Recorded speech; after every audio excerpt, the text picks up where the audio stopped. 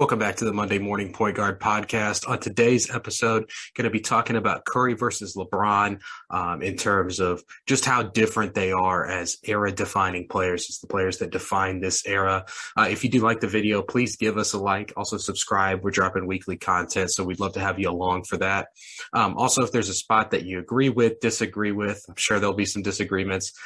Just throw a comment in the comment section. Also, if there's a topic you'd like us to discuss in the future, throw it down there and we'd love to discuss it. So as I kind of mentioned, as era-defining players that define the era that we're currently in, no two era-defining players are more opposite when compared to each other than Curry and LeBron. These guys always seem to come in pairs. You know, you think Magic and Bird in the 80s, even Wilt and Russell back in the early stages of the NBA. They're always kind of, there's always a lot of opposites between the two, and none are more opposite than Curry and LeBron. They represent far more than just their own legacies when it comes to basketball when they're compared. They represent dueling philosophies for basketball as a whole, and there's also kind of multiple layers to the things that they represent. I guess let's get the obvious out of the way first, body type. LeBron, in the conversation, I would say, for one of the most physically gifted human beings to ever exist in our species. He looks like somebody that was beamed straight from Mount Olympus off the pages of some Greek mythology story. He's the type of athlete that could have gone pro in anything he decided to. He just happened to choose basketball. And even entering the league, fresh out of high school, he looked like he belonged. Athletically, even at that stage, he was jumping off the screen. And, if you saw a team photo of those early Cavs, it didn't look like a teenager. He didn't stand out in those team photos. He looked like an NBA athlete, as an 18-year-old kid. Curry, on the other hand, if you didn't have any knowledge of American pop culture or basketball, I don't think you'd recognize him out of a crowd. And when he entered the league out of college, he hadn't really fully developed yet. And at times, he looked like a child out there against the athletes the NBA has to offer. The way they were raised, LeBron came from really humble beginnings. He was a product of a single motherhood household. Curry, on the other hand, a two-parent household, grew up in the suburbs. And his father was a very well-respected and very successful NBA player. LeBron, early on, he graced the cover of Sports Illustrated as a 17-year-old and was deemed the chosen one. He was the no-brainer first overall pick, and he was labeled as the next guy, the next generational player, someone who would eventually, be able to rival MJ for GOAT status. The only question for him kind of entering the draft was he going to be able to live up to the hype that the media had created for him? Curry, on the other hand, despite having a basketball-related family name, he wasn't a highly touted recruit heading into college. He was the 16th ranked best player in his own state, 60th point guard in the country, and 300th overall as a high school senior. He went to a little-known college called Davidson, and despite being a 29-a-game scorer in his final season and a two-time consensus All-American with a magical run through the NCAA tournament in his sophomore year, there were some real question marks about whether he could make the jump to the NBA. He ended up in his draft. He was the 7th pick and was the 4th point guard selected, if you can include Tyreke Evans, who played point guard his first year. 5th, if you want to throw Harden into the mix for point guard, he eventually kind of became one. And Minnesota actually took 2 point guards directly ahead of him, Johnny Flynn and Ricky Rubio. That has aged like milk. One similarity between the two, at least entering the league, they both went to sputtering organizations, teams that weren't, really considered well-run. But the starts to their careers, again, completely opposite from one another. LeBron really came into the league guns blazing. He won Rookie of the Year. In his first year, he actually improved the Cavs' win total by 18 wins from their prior year without him. His third year, he took them to the playoffs. This was the first time they had been to the playoffs since the 98 season. So that was, MJ was still playing for the Bulls at that time. Also their first winning season since that time.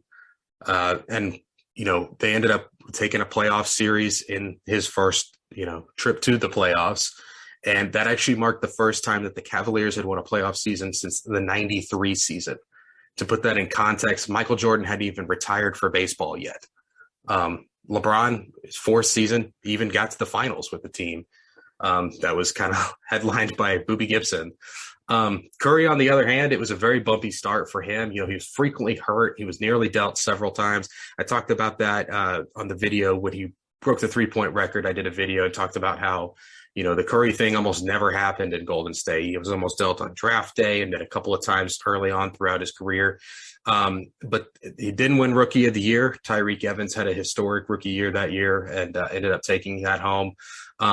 And because of the injuries and kind of the rough start he got off to when his rookie deal was up and he went to sign that extension, he ended up kind of signing a more team-friendly deal. But it was still controversial at the time because of the length of the deal. A lot of people, because of his injury concerns, were concerned about, what that would look like towards the end of the deal, whether he could remain healthy. It was kind of a huge risk. But ultimately, that kind of worked out in their favor. They ended up being able to sign Kevin Durant and kind of assemble that super team in Golden State.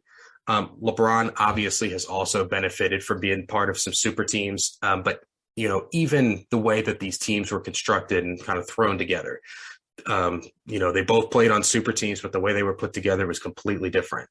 The Curry big three, including him, Clay, Draymond, those were all homegrown guys. They really benefited from coming into the league around the same time. Durant was added, after they had already become an established team. It was a team that had won 73 games in the regular season and had previously won a title even before that. LeBron, his big threes and over the years have been, orchestrated pretty much by him, rather than like a front office making moves to kind of trade guys and put people in place. Especially the one that, in Miami, that was him, Wade, and Bosh had agreed during the Olympics they were going to play together. Even the second go around in Cleveland, they had Kyrie Irving already there. So, you can give the front office credit for that. But once LeBron got there, they elected to sacrifice Anthony Bennett, Andrew Wiggins, kind of, I'm sure at his request, to get Kevin Love. Even Dion Waiters, who was a young guy on that team, he got sacrificed to get J.R. Smith and Iman Shumpert. Even looking forward to now with the current Lakers group, when he first got there, Lonzo Ball, Brandon Ingram are there. They end up getting shipped out to acquire Anthony Davis. And just in general, their behavior towards the front office and kind of how they operated throughout their career is just completely different. LeBron has acted more like a mercenary, opting to join forces with other players and always looking for a greener pasture. When recruiting and kind of looking at team building, he's always been more focused on the type of players he wants to team up with, the actual people, and kind of uses teams as a vessel to do that. He's shown very little loyalty to any team he's played for, and really just treats them in a "what have you done for me lately" type fashion. I mean, he's left his hometown team twice, for God's sakes, but honestly, who can blame him? There's a real reason for him to kind of feel as jaded as he does with kind of the approach to teams and franchises. LeBron, he's kind of treated the relationship with like the front office as less of a partnership and more like a hostage negotiation. He's always used the threat of him leaving as leverage, which has sometimes worked to his benefit, but it's also worked against him. His second stint in Cleveland, he was always using those short-term contracts, signing just short extensions to kind of put the pressure on Dan Gilbert to go deep into the luxury tax to assemble the best team possible. And for an example where this didn't necessarily work out as well for him, the first go around in Cleveland, 2010, they have a deal lined up for Amari Stoudemire. The deal fell through. I have to imagine, Cavs front office not willing to commit a ton of assets for half a year of Amari and half a year of LeBron if neither ended up signing extensions beyond that. This has become so much of a meme, the LeGM meme. We've got memes all over the place, crowd chants, crowds chanting LeBron's going to trade you to his teammates, even comments from other players like Kyle Kuzma the other day.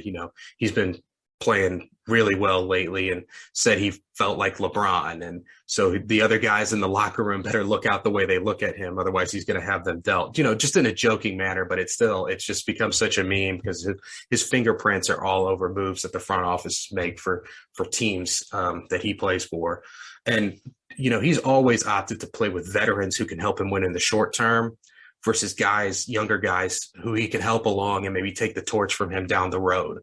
Also, the front office, the pressure that he puts on them, they always feel a need to appease him, and they end up making moves that they think will excite him, which has led to some big name pickups that they're either completely washed or weird fits or both.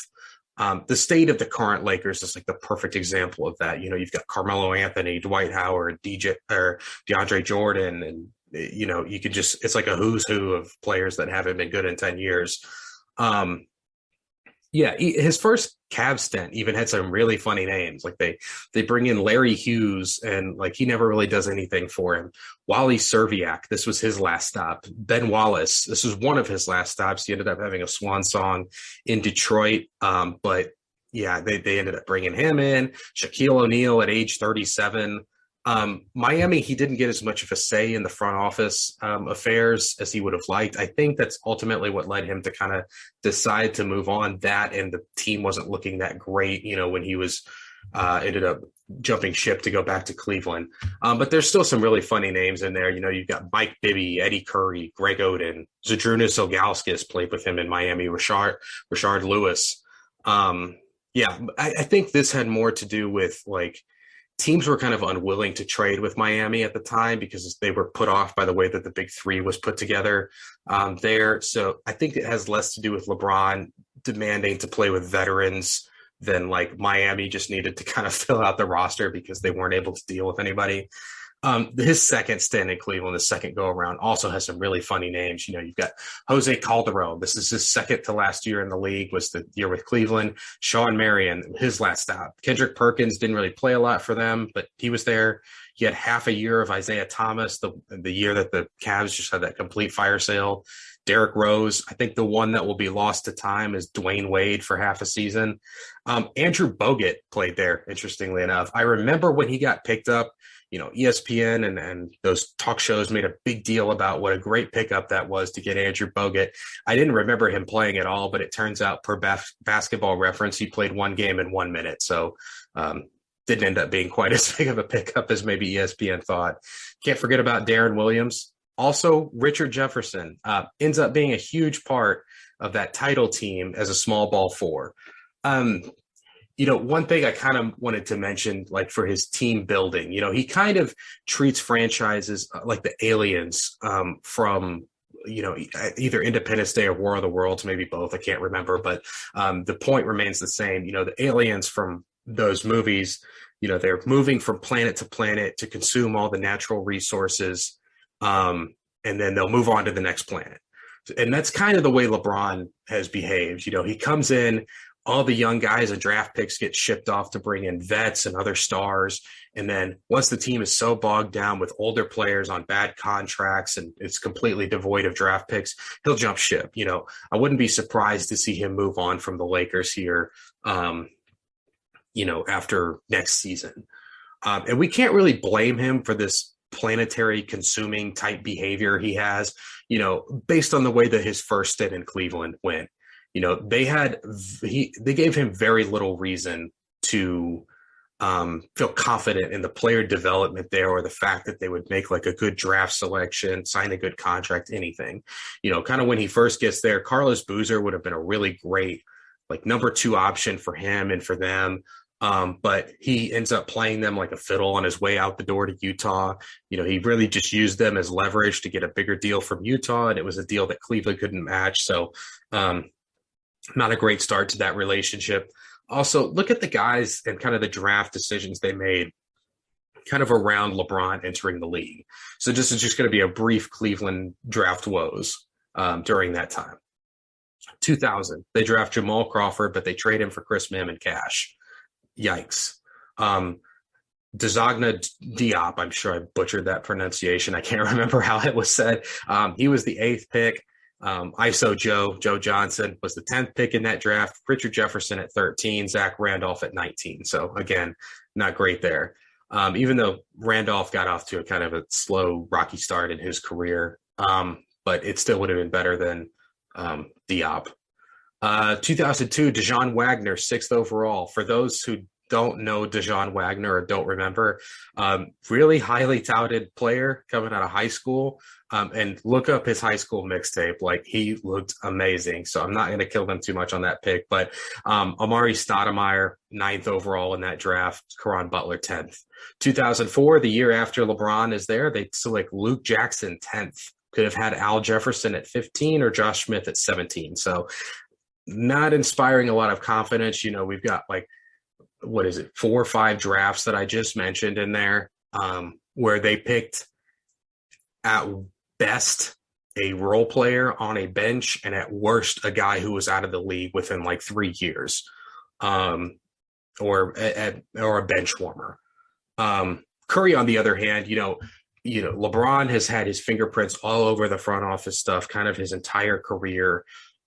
Curry, on the other hand, he's really distanced himself, at least it appears that way, from any front office decisions, with the exception of them citing Kevin Durant. I know he was huge in the recruitment of Kevin Durant, but it seems like for the most part, he's kind of been hands off and not really, made demands on the front office, and at least isn't publicly saying like, that we need more playmakers, or we need more this, we need more that, we need help. You never hear something like that out of Curry. And as a result, there really hasn't been a ton of roster turnover on the Warriors over the years, at least compared to LeBron and one of a LeBron team. It feels like LeBron's always playing like with a completely different team year in and year out. Like look at the Lakers this year versus last year. It's just an entirely new roster. If you think about the finals teams, for the Warriors, even a lot of the role players were the same. Like Leandro Barbosa was there a ton, Sean Livingston, Andre Iguodala, he was kind of a key player, but still he was, a constant there. Kevon Looney. It always felt like the same team year in and year out. Also, he's not a guy, like LeBron, where he kind of exclusively plays with veteran players. He let Clay and Draymond, Harrison Barnes kind of grow around him. They all came into the league around the same time, so it's a little bit different. But look at the current team, the emergence of Andrew Wiggins and Jordan Poole. When Durant left and they signed D'Angelo Russell as part of that sign and trade, that Wiggins, that what eventually became Wiggins D'Lo piece, that could have easily been flipped into some aging veteran who could have helped them, win in the short term. Same with that draft pick that eventually becomes Jonathan Kuminga.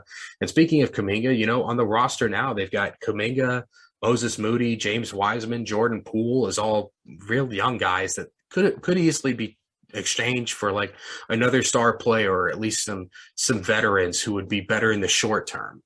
Kevon Looney, I mentioned him earlier. He was a guy who wasn't very good right away, didn't get a ton of playing time, but they gave him time to develop and he became a key part of things. And he still remains today a key part of things. It's kind of hard to say which approach has been the best, because this has benefited both players in their own way. As I mentioned, with LeBron, he's been given very little reason to be confident in an organization. Cleveland just didn't give him any reason to think that they were going to do the right things in terms of player development, drafting, free agent signings, whatever. And to kind of defend him on kind of his later behavior, would his second go around in Cleveland, would they have won the title had they been waiting on Andrew Wiggins to develop, or waiting on Dion Waiters to develop / accept the bench role? Probably not, and down the line, it really didn't matter that they didn't have those guys, because the cupboards were left bare and he ended up leaving anyway. Even Kyrie, was rumored to be kind of sacrificed there in the second go around in Cleveland. There was a trade that fell through that was going to send Paul George and Eric Bledsoe to Cleveland. This eventually leads to Kyrie demanding the trade to Boston. But you can't really blame LeBron for feeling a little bit jaded towards organizations and franchises and the types of decisions that they make. Even the current state of the Lakers, as dire as it is, the decision to grab Russell Westbrook was a disaster through and through. But mainly, they didn't really sacrifice a ton of young guys. Kyle Kuzma, relatively young, but not like a promising young prospect like when Lonzo Ball and Brandon Ingram were traded. Would the Lakers have won that title without Anthony Davis and waiting on Lonzo and Ingram to develop? Again, probably not. And, especially at this stage in his career, he's not really at any place to be waiting patiently for young guys to develop around him. For Curry, look at the situation he's currently in. He's still playing at an MVP level, even with Draymond kind of becoming a lot less effective, at least on the offensive end. And Klay Thompson being a huge question mark kind of going forward, just coming back from a series of really bad injuries. We're just not really sure what he's going to end up looking like. But yet the future still looks really bright there in Golden State. Kuminga looks like he could be a really special player. James Wiseman, while he hasn't played yet this year, he was a second overall pick, so he could still be really good. Jordan Poole has obviously come into his own, and Andrew Wiggins is finally looking like some semblance of what we thought he would be. And he's still relatively young. All of these guys are really young, and they probably all have their best basketball in front of them. This has afforded the Warriors, a ton of flexibility. They can either make the big splash trade for another star player to, get the last out of Curry's prime, or they can allow Curry to age gracefully as those guys step into bigger roles. LeBron, on the other hand, like I mentioned with the Lakers situation being dire, he's in year 19 now. He's still being asked to carry the team, playing big minutes. It's basically running point guard on offense, center on defense now. It's just not a recipe for long-term success. But again, his contract's up after next year, so he can just jump ship to another team. Even the way these guys are aging is just completely opposite of one another. When we talk about Curry, he's going to have an extended career because his game is timeless. He doesn't rely on a ton of athletic ability. It's all skill based. So it's something that he's going to be able to age with. And, if he desires, he'll be able to play into his 40s. LeBron, on the other hand, he just is timeless. His game is not timeless. We've seen players, that rely on athletic ability, age out really quickly, and father time kind of comes for them. But a lot like Tom Brady, he still looks to be at the peak of his powers, for the most part. He's lost maybe half a step, but he's still one of the best players in the league. He just seems timeless. Well, Curry's game is timeless. Are there any two players with any more opposite play styles in the league? Any two star players? I really don't think so. I'm going to start on the defensive side of the ball just because there's a little bit less to talk about there. Obviously Curry, not a great defender, better than he gets credit for, I think. He's really smart on that end. He has great timing, jumping into passing lanes or bringing a double on a big and digging down on them, poking the ball away from a ball handler, help side. It's very similar to the type of defender that Allen Iverson was. Neither really great conventional defenders, but they knew how to make good gambles to get a lot of steals. Curry's also very underrated on defensive glass. He gets a lot of rebounds. LeBron, on the other hand, he's thought of as like an all-time defensive player, one of the best we've ever seen. I think a lot of that is for SportsCenter highlights, though. I actually think he's a little bit overrated on the defensive end, at least in the conventional sense. He can be aloof on that end. He can lose track of his man or a shooter. And he really isn't the menace on the ball that you would really expect from a player like him. A couple of examples of that, one of the playoff series with Indiana, Paul George just absolutely torched him. One for a big dunk on Chris Anderson, another for a game winner. And then Jason Terry, 2011 finals, just tortured him all series long. Danny Green in the 13 finals, it was a record-setting, finals trip for Danny Green. He had a ton of three-pointers in that series, and most of that damage was done against LeBron. I also remember David West just kind of beating him up in the post during some of those Pacers series. Didn't want to turn this into just a, crap on LeBron for his defense. There is some things that he's really special at on defense, and where the prime locked in version of LeBron is a complete menace is when he can help off of his man, or when he has like a clear physicality advantage on his matchup. I remember him putting Tony Parker and a prime Derrick Rose just in the torture chamber, just overwhelming them with his athleticism, his size, his strength. Like they didn't know what happened. Also, when we play the Heat would play the Celtics in the playoffs, we'd always throw him on Rondo to let him LeBron just roam the paint and protect the basket. I mean, he's an absolute menace that way. He's also got to be probably the greatest defender on the fast break of all time.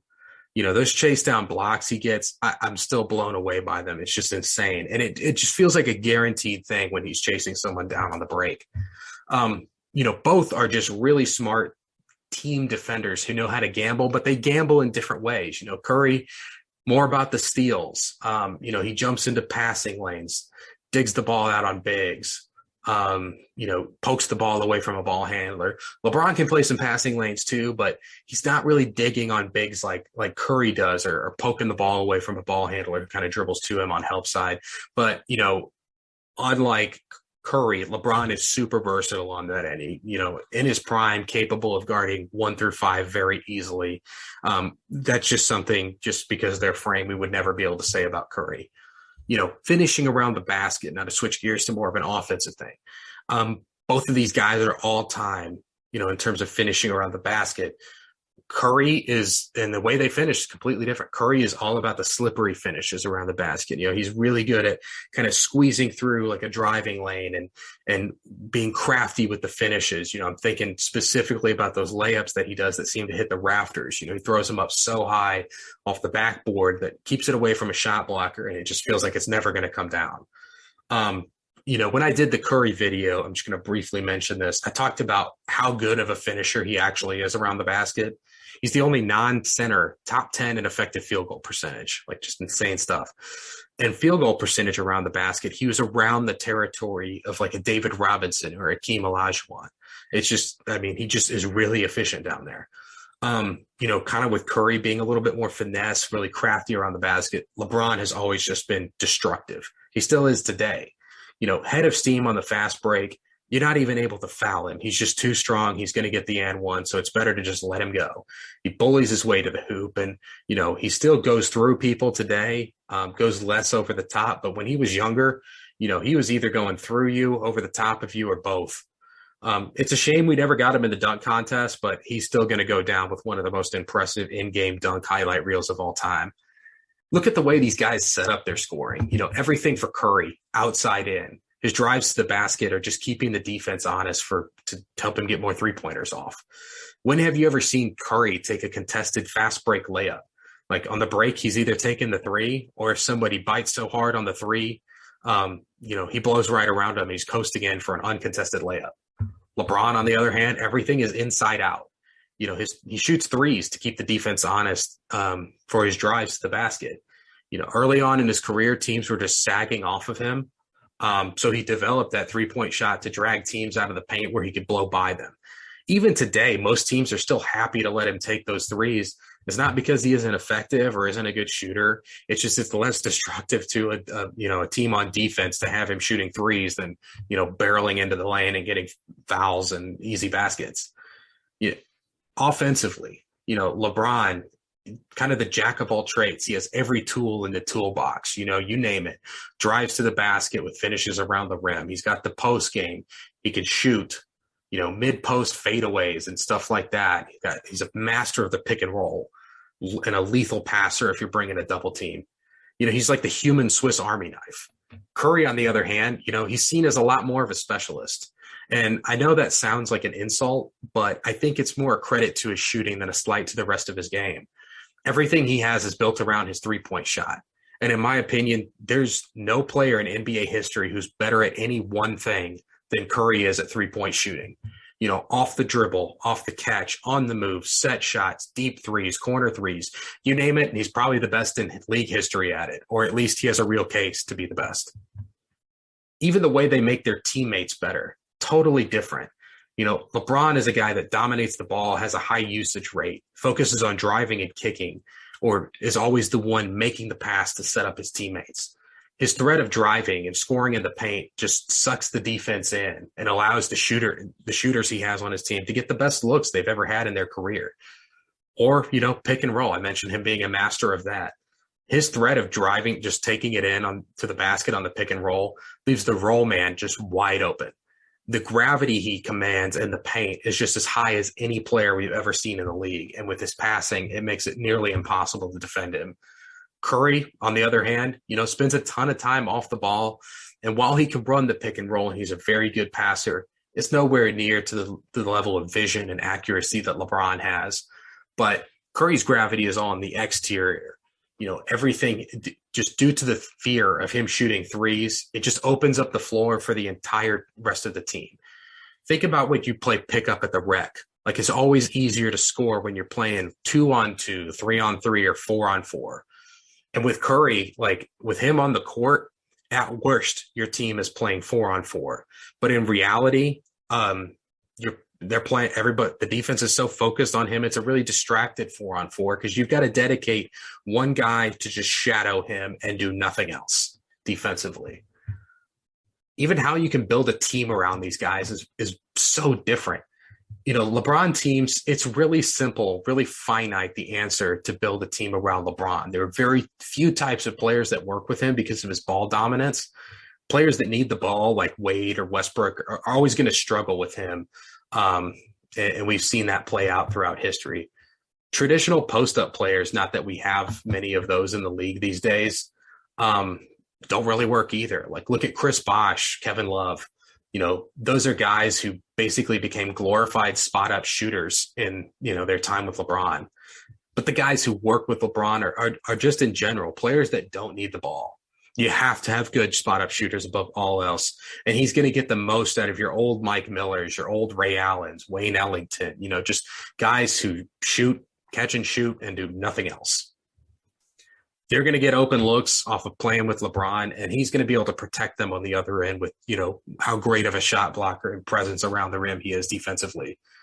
You're also going to need a good pick and roll partner for LeBron, somebody who could set a good screen, finish around the hoop. It's why Anthony Davis, fit-wise, is probably the best partner LeBron has ever had. Even during the Heat days, though, he and Wade had some pick and roll stuff that I still love to watch to this day, with Dwayne Wade as the roll man. No one got as much out of Tristan Thompson as LeBron did. And, if you think about Dwight Howard, he was on his way out of the league before he signed that contract with the Lakers. And it really resurrected his career because, that was what Dwight was awesome at in his prime. And that's pretty much the only thing he can do nowadays. Aside from the shooters and the lab threat role man, if you get some smart athletic cutters, that's really good. Think about Caruso. The on-off numbers for those two were just always so crazy because Caruso knows how to cut off the ball. Wade was another guy during the time in Miami. He really figured that out. No one is hitting the backdoor guy in the league better than LeBron. At its core, LeBron represents the best version of the heliocentric offense, like what the Rockets did with Harden or what the Mavs are currently doing with Luka. He is at his best when he has the ball, and his teams are at their best when he has the ball. He's going to make the right decisions more time than any other player with the ball, and he can do more than any other player with it. And he's a willing, unselfish passer, so naturally you're going to want him to be in the position to make the most decisions with the ball for your team. There probably isn't another player in NBA history who's more dangerous with the ball in his hands. Even guys like MJ, Kobe, Durant, pick your scorer, who are more effective. They're more effective when they're able to work off the ball into their spots, be it like, post up, catches on the wings, isolation on the wings, stuff like that. They're way more effective working off the ball. Even if you want to go in the other direction and say, well, I don't, maybe you think playmakers are more dangerous with the ball. A playmaker like Magic, maybe you want to say that he's more dangerous as a playmaker. There's a case for that. I think LeBron is in the conversation, but Magic wasn't nearly the scorer that LeBron is.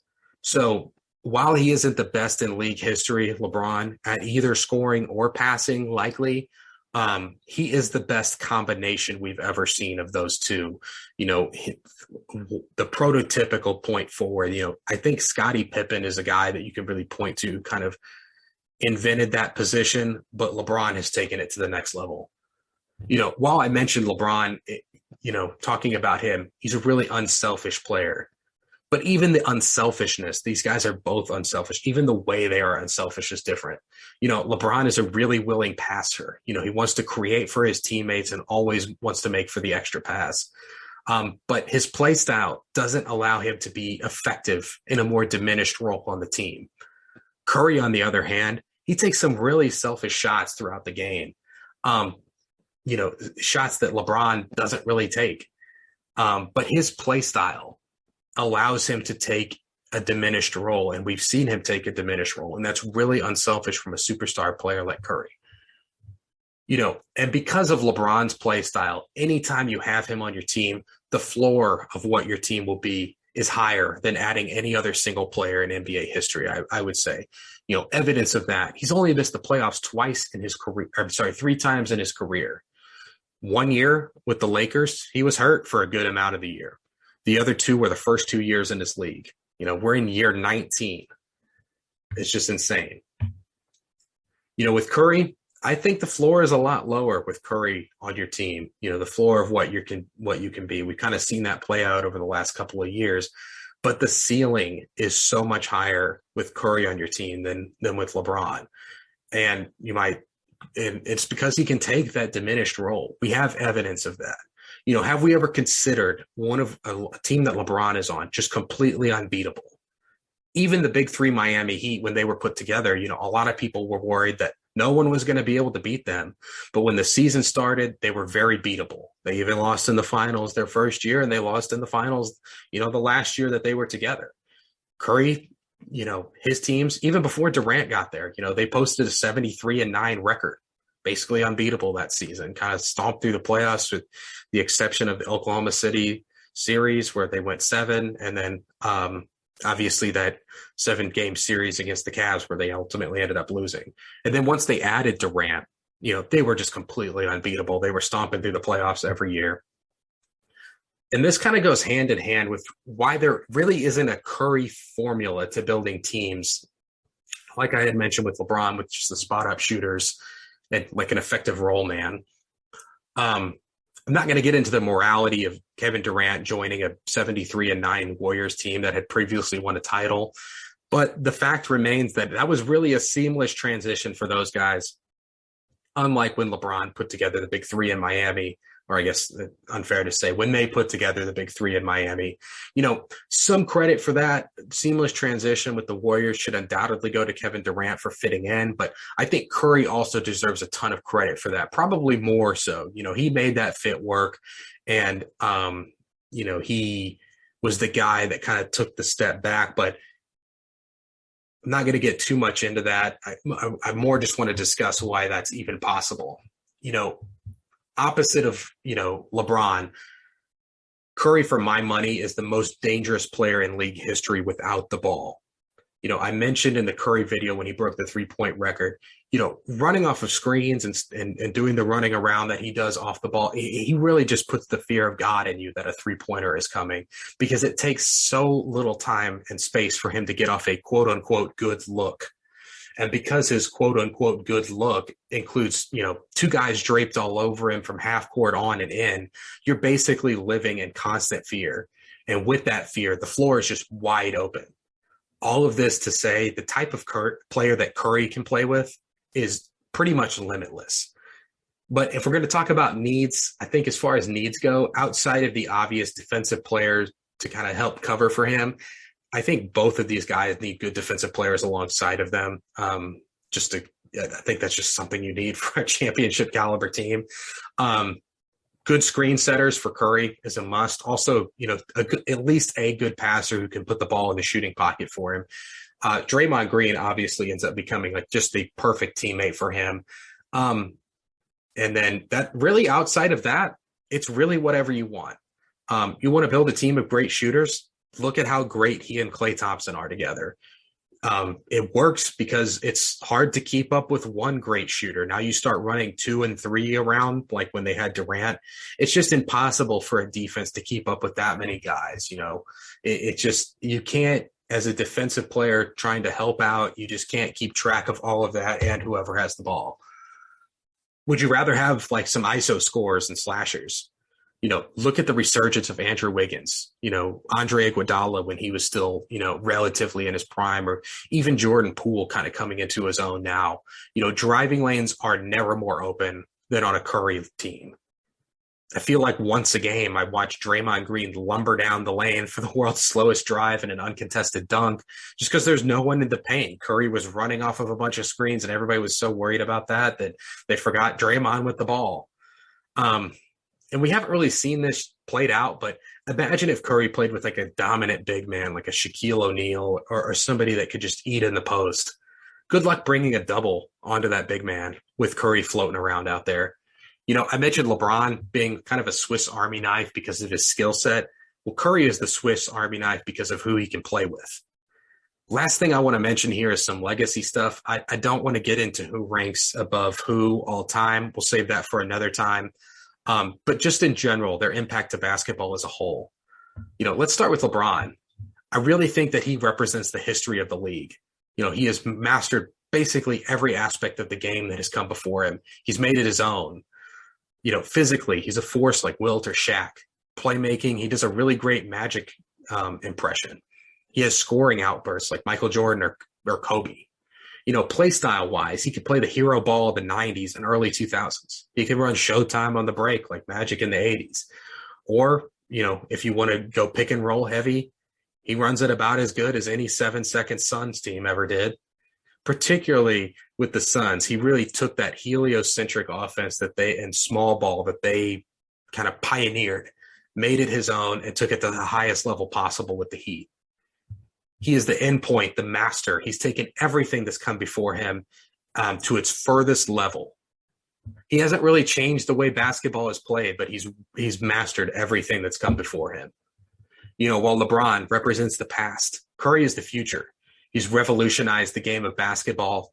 Gone are the days of the twin tower bigs and the slow, grinded out struggles of the 90s. The game is played totally differently than when LeBron entered the league in the early 2000s. Teams are taking more threes each season, and kids are growing up today seeing more of themselves in Curry than LeBron. That's why in gyms across America, for better or for worse, in a lot of cases of a lot of pickup games, worse, everyone's taking a ton of threes. And when we talk about the history of basketball, there's almost always two players that define each era. If you think about Wilt and Russell, Wilt represented individual accolades. Russell, great team play. Magic and Bird were opposites of one another. Kobe and Duncan, opposite of one another. For all those differences between those two era-defining players, none have been more different than Curry and LeBron.